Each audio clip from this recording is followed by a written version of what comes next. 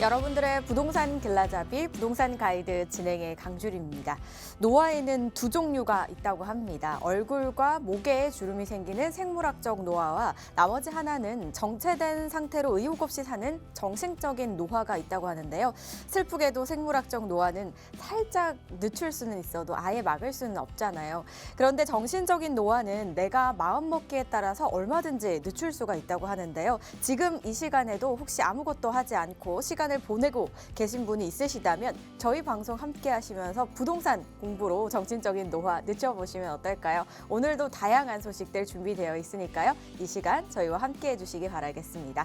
방송 보시다가 부동산 관련해서 고민 있으시거나 결정하기 힘들어요 하시는 분들 저에게 연락 주시면 되겠습니다. 02-2638-3961번, 서울전화 02-2638-3961번 활짝 열려 있고요. 샵 3989 문자도 열려 있으니까요. 궁금하신 부분 적어서 보내주시기 바라겠습니다. 자, 그럼 부동산 가이드 오늘도 힘차게 출발합니다.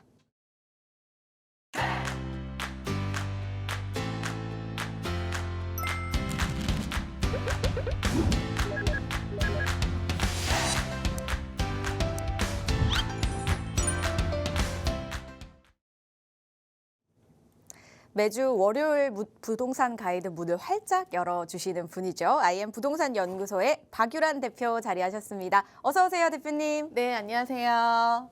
네. 반갑습니다.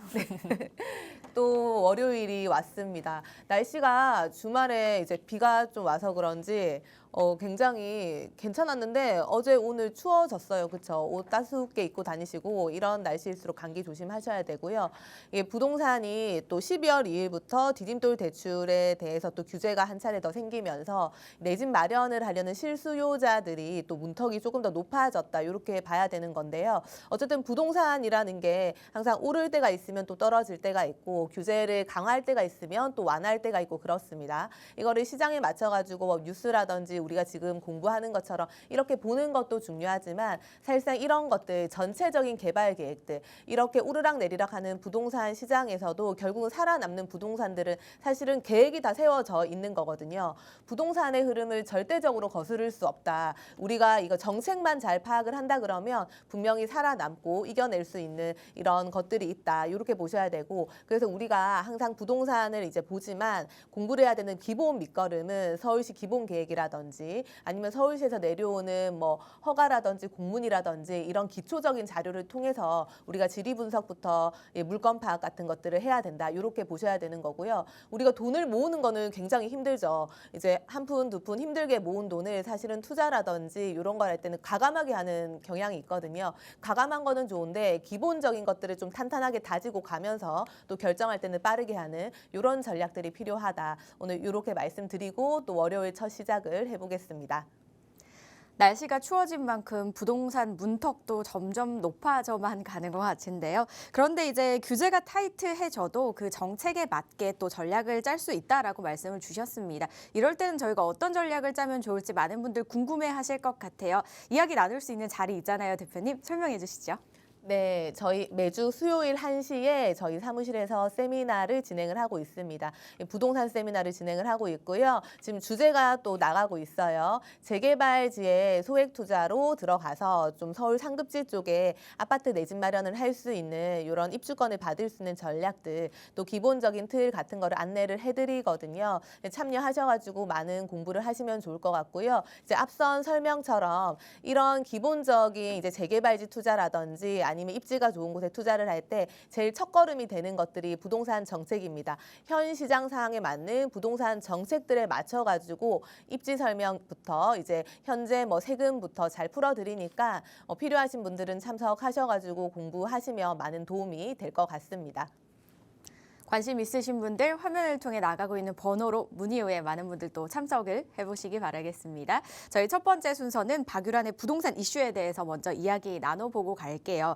얼마 전이죠. 이제 국토부 국회 본회의에서 도시와 이제 주거환경정비법 개정안이 통과가 됐습니다. 이 개정안에는 주택 공급 확대를 위한 아파트 재건축 패스트트랙에 관한 내용과 또 주택 임대사업자에 대한 내용이 이제 추가적으로 좀 담겨 있다고 하더라고요. 그래서 오늘 이와 관련된 이야기 이야기 한번 나눠볼게요. 국토부에서 발표한 주택공급과 관련된 법안의 개정 사항과 시행 시기가 어떻게 되는지 좀 자세히 한번 설명부터 들어보겠습니다, 대표님. 네, 한번 보겠습니다. 저번 주에요. 11월 14일 날 국토교통부에서 보도자료를 하나 냈습니다. 우리가 이제 알고 있는 내용이에요. 30년 이상 된 아파트를 이제 안전진단 없이 재건축을 바로 하게 해주겠다. 패스트트랙을 할 건데 그거를 구체적으로 어느 시기쯤에 진행을 할 거다라는 한 차례 더 발표가 있었고요. 또 하나는 지금 주택임대사업자가 10년짜리만 있죠. 6년짜리가 나올 걸 알고 있었어요. 근데 이것도 구체적으로 어느 시기 어떤 타이밍부터 6년짜리를 시작을 하느냐 이게 이제 화두에 올랐었거든요. 이런 것들이 좀 구체적으로 발표된 보도 자료다라고 보면 되겠습니다. 우리가 재건축 패스트트랙 도입부터 한번 보겠습니다.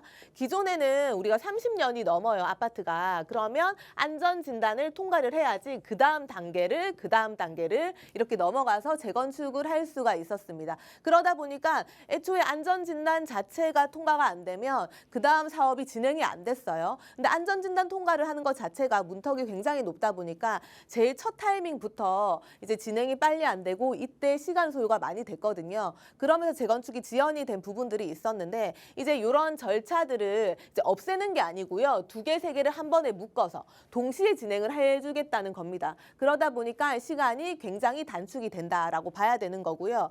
그래서요. 지금 사업 시행 인가가 떨어지기 전에 그 전까지만 안전진단을 통과를 하면 되는 거고요.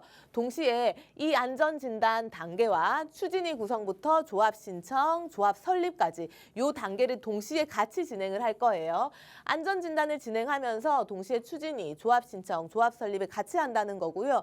이렇게 하다 보니까 지금 1년, 2년에서 3년 정도가 단축되지 않을까. 이게 객관적인 이제 자료를 토대로 나오는 건데 사실상 3년보다 더 단축이 될 수 있습니다. 뭐 많게는 6년 정도까지 단축이 될 수가 있다. 왜 그러냐? 안전진단 통과하는 그 과정에서 굉장히 시간 소요가 많이 됐는데 이거를 동시에 진행을 할 수 있게 해줬기 때문에 시간 단축이 더 많이 될 수 있다라고 봐야 되는 거고요. 그러면 왜 이렇게 좀 패스트트랙을 도입을 해가지고 진행을 하냐라고 봤더니 우리가 재건축이든 이런 사업을 진행을 할 때 결국은 이 사업의 법적 지위를 가지고 있는 주체와 함께 추진을 해야지 이게 사업이 실패하지 않는 요인으로 작용할 수 있거든요. 그러다 보니까 이렇게 법적 제도 장치를 더 만들어서 빠르게 진행을 한다라고 보면 되는 거고요.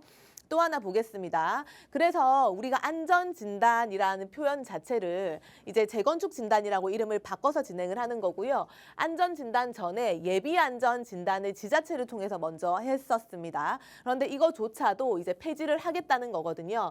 바로 안전진단으로 넘어가는 거고요. 또 필요하면 바로 옆에 있는 연접한 단지와 함께 재건축 안전진단을 같이 진행을 할 수도 있는 겁니다. 이 법안 자체가 이번 국회 본회의를 통해서 통과를 했고 고요. 이제 다음 달이죠. 2024년도 12월 달에 개정안을 공포를 하겠다는 거고요. 개정안이 공포가 되면 6개월 정도가 경과한 날부터 이제 패스트트랙, 재건축 패스트트랙이 도입이 된다라고 보면 되는 겁니다. 그러면 뭐 내년 6월 달 정도 겸부터 패스트트랙이 도입이 돼가지고 재건축의 속도가 빨라진다라고 보면 되는 거고요. 지금 재건축에 대해서 속도가 빨라진 것이 신속통합기획이라는 이제 상품이 있죠. 그런데 이거랑 별개로 이제 기존의 재건축 방식 자체도 기간이 굉장히 단축이 되기 때문에 이런 것들을 우리가 지켜볼 필요가 있는 거고요.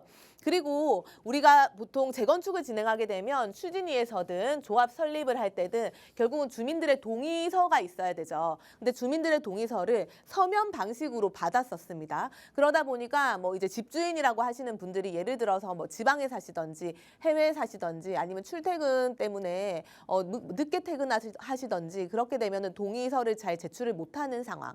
그러다 보니까 또 재건축 진행할 때 시간이 길어지는 이렇게 지연되는 상황이 발생했거든요. 그런데 이제부터는 전자의결 방식으로 동의를 받겠다는 겁니다. 그러다 보니까 저 멀리 살아도 하여튼 전자서면 방식으로 하다 보니까 빠르게 진행을 할 수가 있는 거죠. 이렇게 법적 제도 장치를 만들었다라고 보면 되는 거고요.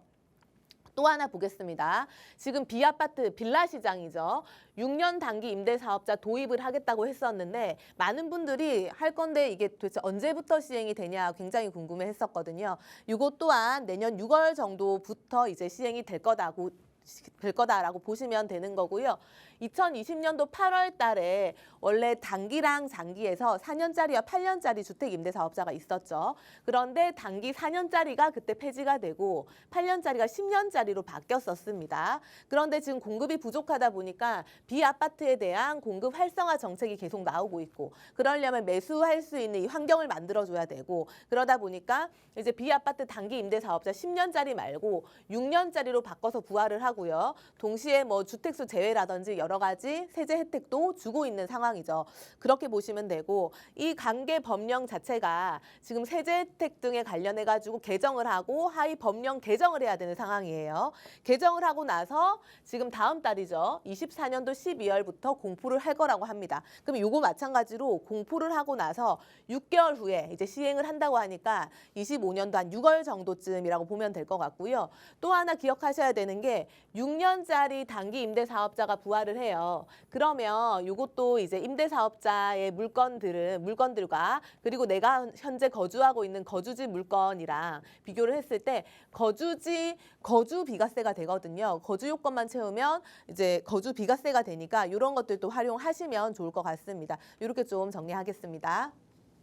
네, 기존 이제 재건축 단계에서 첫 단추가 안전진단이어서 시간 소요가 조금 있었는데 앞으로는 사업 인가 전에만 이제 안전진단이 통과되면 되기 때문에 시간이 굉장히 많이 단축될 수 있다라고 설명을 해주셨고요. 동의율 부분에서도 전자의결 방식이 도입된다라는 설명까지 해주셨습니다. 끝으로 이제 비아파트 단기 임대 사업자가 6년이 이제 도입이 된다라는 부분까지 말씀해 주셨으니까요. 잘 참고해 보시고요. 저희는 또 다른 이슈도 만나보도록 할게요. 최근에 이제 부동산 시장에서 또 다른 큰 변화가 있다고 하면 이곳을 꼽을 수가 있습니다. 바로 서울 동부권에 이제 랜드마크가 탄생한다고 합니다. 사실 이곳에도 좀 노화가 많이 되어 있었던 곳으로 저는 알고 있는데요. 광운대 역세권 개발이 이제 활발하게 좀 이루어질지 궁금합니다.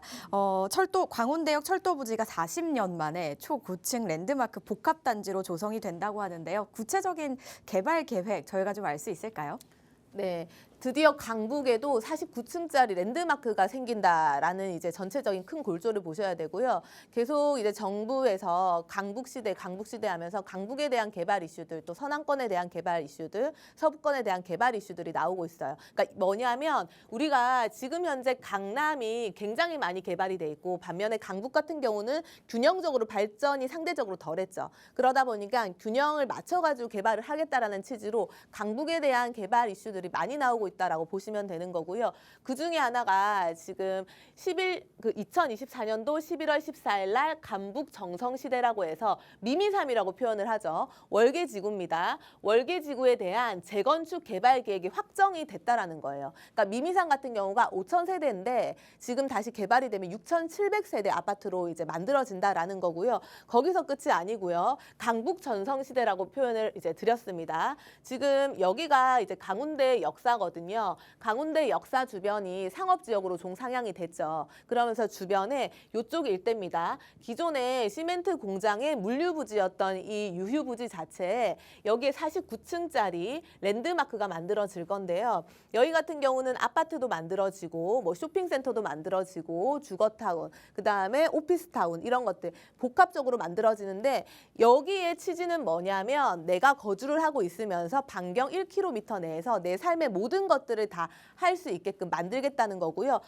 동시에 바로 옆에 이쪽이 미미삼이거든요. 이쪽에도 새로운 신규 아파트로 개발을 하겠다라는 겁니다. 그러면 더 옆으로 넘어가서 이쪽 라인이 장이뉴타운 쪽이거든요. 장이뉴타운은 사실 개발이 많이 됐고 거주 만족도가 좋아진 지역은 맞는데 뭔가 베드타운의 이미지가 더 강한 지역이죠. 반면에 조금 더 옆으로 넘어오시면 가운데 역사 주변으로 해가지고는 주거타운과 업무타운이 혼재된 자족도시로 거듭나는 새로운 시는 거점 개발지로 바뀐다. 많은 변화가 일어날 지역이다라고 보시면 되는 거고요.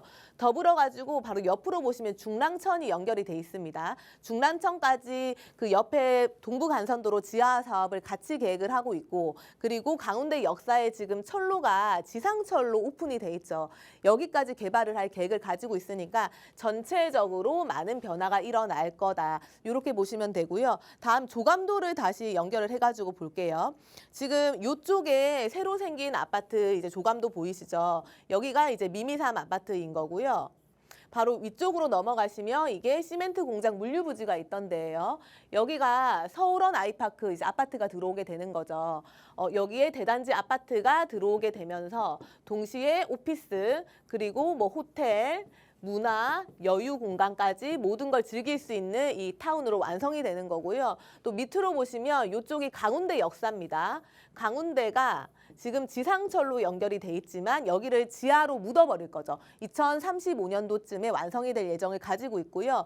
여기 자체를 지하로 묻어버리고 동시에 중랑천 있죠. 중랑천의 동부간선 도로도 지하 사업을 하고 있죠. 여기 같은 경우도 전체 구간이 완성이 되는 데가 2034년에서 2035년 정도가 됩니다. 그러면 지금 볼게요. 지금은 여기에 미미삼 아파트와 이 양 사이드에 동부간선도로 끼어 있고 지상철로 강력 그 역세권 쪽이 끼어 있다 보니까 고립된 느낌이 굉장히 강했고 여기가 뭔가 섬 같은 느낌이 있었던 이러한 지역들에 새 아파트가 들어오고 업무타운이 들어오면서 동시에 이 간선도로는 지하로 묻어버리고 철도는 지하로 묻어버리고 지상에는 공원이라든지 조경이라든지 여러 가지 시설들을 만들어가지고 우리 주민들에게 시민들에게 돌려주겠다라는 개념이거든요. 그러니까 천지가 개벽하는 이런 계획들이 발표가 됐다. 거점 개발지, 드디어 강북에도 거점 개발지가 만들어진다라고 보면 되는 거고요. 그러다 보니까 뭐 최근에 굉장히 화두가 되고 있는 여기 서울원 아이파크 같은 경우 이제 분양가가 청약 분양가가 나왔죠. 84 타입 같은 경우가 한 13억에서 14억 정도 이제 요 정도로 형성이 돼가지고 청약까지 나올 예정이니까요. 여기 같은 경우는 사실 개발이 되는 게 완성될 때까지는 앞으로 10년이라는 시간이 남아있긴 하지만 지금 서울원 아이파크의 입주가 2028년도 요쯤 생각을 하고 있고 또 미미삼의 재건축 완성까지가 한 10년 정도 텀을 주고 있고 그러면 5년에서 10년 플랜 사이로 많은 변화가 순차적으로 일어날 지역이 이쪽이다라고 보시면 될 것 같습니다. 그래서 정리를 좀 해보면요. 강북 지역에도 드디어 거점 개발지가 완성이 되는 거다. 월계 이택지지구 같은 경우가 미미삼이 재건축이 들어가더라. 그러면서 바로 옆에 있는 강운대역의 물류부지 쪽에도 이제 아파트와 호텔, 복합 쇼핑몰, 오피스 등 다양한 거점 개발지로 같이 개발이 되면서 그 옆에 있던 중랑천이라든지 경순선 일대도 우리 시민들에게 돌려주게끔 자연환경으로 개발을 해줄 거고요. 동시에 강운대 역사 지상철도 같은 경우도 지하화를 할 거죠. 그러면서 그 밑으로 그 강운대역으로 해가지고 GTX-C가 뚫리게 됩니다. GTX-C가 뚫리게 되면 청량리를 거쳐서 삼성역까지 이제 10분대로 이동을 할 수 있는 굉장히 빠른 속도로 강남까지 접근할 수 있는 이 교통 노선까지 확충이 되기 때문에 우리가 강남의 개발도 중요하지만 강북 쪽에 이제 기존에 개발이 안 돼 있거나 저이용되어 있던 이런 지구들이 개발이 되고 변화하는 과정 이런 것들도 조금 우리가 관심 가질 필요가 있겠습니다. 이렇게 정리하겠습니다.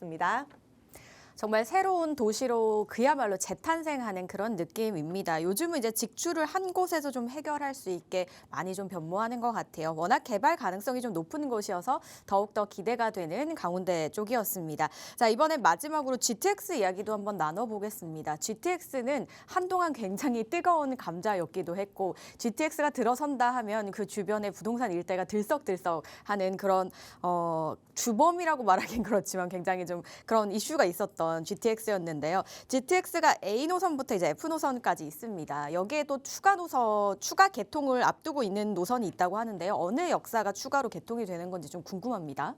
네, 우리가 GTX가 이제 F까지 있어요. 계획이 발표가 됐고요. GTX ABC까지는 지금 계획이 뭐 28년도에서 30년도까지 완성이 돼서 운행이 될 계획을 가지고 있는 거고 나머지 D, F 같은 경우도 계획만 나와 있는 단계고 구체적인 것들은 나온 건 없는데 아마 순차적으로 이제 구체적인 내용들도 나올 거라고 생각이 들고요. 중요한 거는 GTX에 우리가 열광하는 이유가 딱 하나죠. 단순하죠. 서울의 집값이 너무 비싸요. 이 업무타운이 혼재돼 있는 중심가의 집값이 너무 비싸요. 근데 GTX를 탔더니 자차로도 1시간 넘게 걸리는 서울에서 1시간 넘게 걸리던 이 동선 자체가 GTX를 타면 경기도에서 중심부까지 1시간 내로 찍을 수 있다라는 게 의미가 있는 거죠. 그러면 비싼 서울에 비싼 아파트 가격을 등에 업고 살 이유가 없어진다.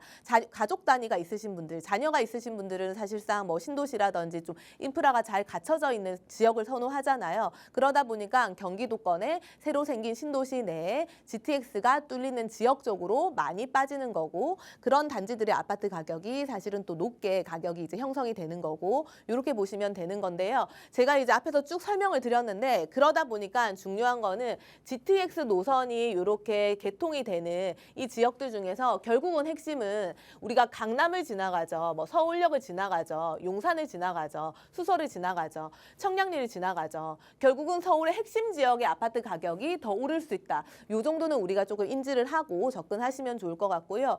어쨌든 GTX-A 노선이 우리가 이 올해 3월 30일이죠.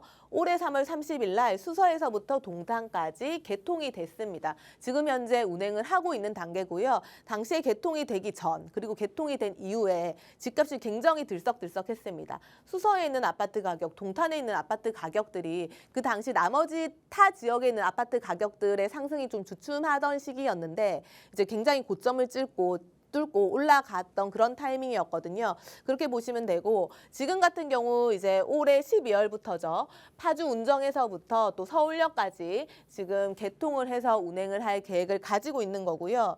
그리고 남아있는 구간이 서울역에서부터 지금 이 수서역까지 삼성열 거쳐서 수서역까지는 아직 미개통 상태고요. 이 완성이 되는 데까지는 28년도가 되면 전체 구간이 완성이 될 것 같습니다.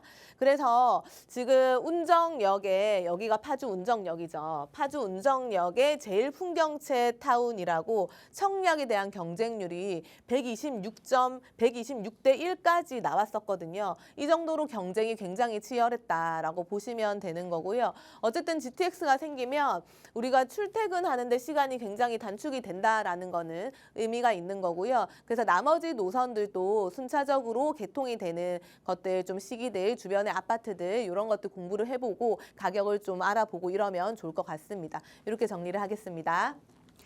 경기도에서 서울 중심까지 이동하기 이제 굉장히 편리해지는데 2028년이면 대부분 다 개통이 된다고 하니까요. 하루빨리 또 개통이 돼서 편리함을 전해주면 좋겠네요. 이렇게 부동산 이슈 알아봤습니다.